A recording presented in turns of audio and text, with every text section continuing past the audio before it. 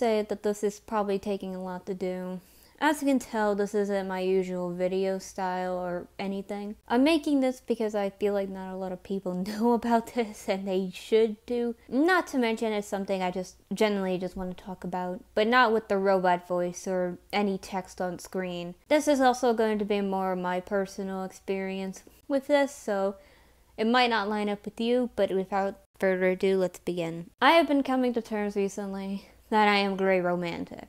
Now you might be wondering what the heck that is, and good point, not a whole lot of people know about it. Not a lot of people know about aromantic or the aromantic spectrum, and that's perfectly fine. Mostly because romance is like one of the biggest genres out there, and that's why no one heard about it. But I'm here to explain it my point of view, and at least explain why I'm gray romantic. Gray romantic is sometimes feeling a romantic attraction or under certain circumstances, but the way I see it is when the stars align, we'll feel romantic attraction, but most of the time we are just chilling.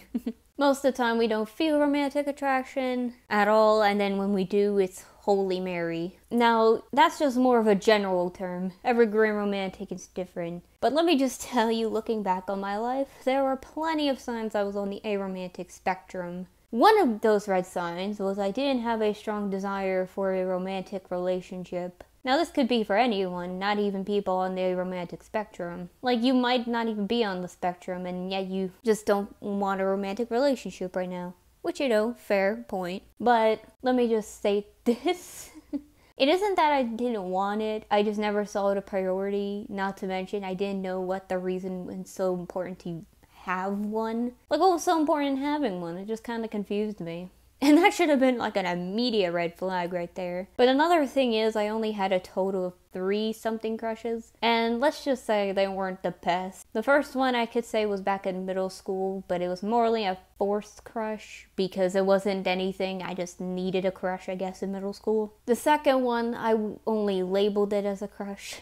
It wasn't a crush at all, I just labeled it as such to make myself feel good. And then there's the third one, which was my first genuine crush, which actually sparked romantic attraction from me. No surprise, this crush was on my best friend. Now this was back in freshman year of high school, and it wasn't like I was over heels in love, I just had, you know, that butterfly feeling. But my best friend, she isn't into girls. She is straight as all hell, and isn't into girls at all. And I was under the notifications that if I did pursue this crush with her, I would lose my friendship with her, which is something not true for the most part, but that was what I followed back then. So I had to make a choice. It's either to pursue this crush or lose friendship with her, or let that crush go and still be her friend.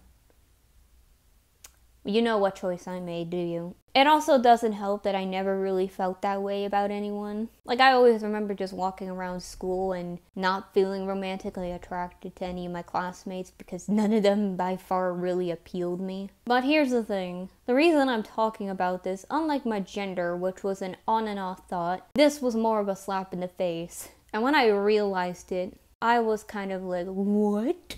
My head was spinning and I was trying to figure this out. Mostly because it wasn't something you could easily talk about or something. But I got nowhere. And because I had very limited knowledge, I didn't think I fell on the spectrum. But when I did, now I'm just like, okay, where do I fall? But when I couldn't figure an answer on my own, I decided to just reach out to one of my friends to help me. And I don't know if I communicated the best with them, like, at all. But with their help, they were able to narrow it down for me and explain gray romantic for me. And when they explained it, all of a sudden, all those red flags started connecting and leading towards gray romantic. And that's when I realized that's what I've been this whole time. I have just been stupid enough to not notice it.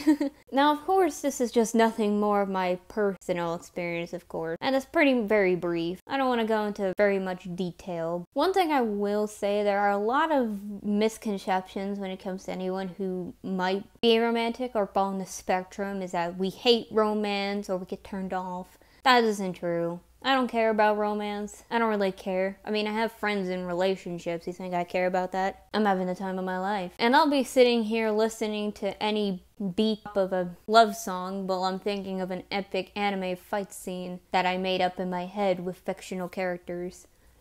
Hey, leave me alone. I got my priorities straight.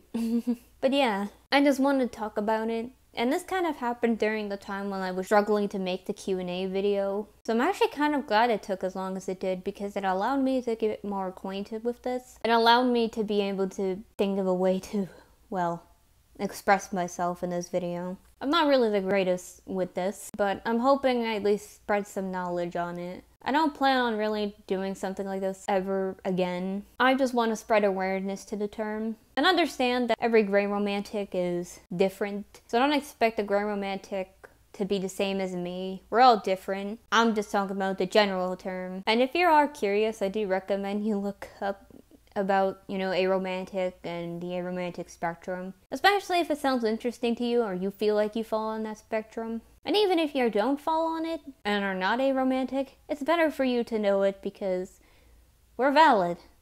And there's nothing in the world that can say we're not. お前はもう死んでいる。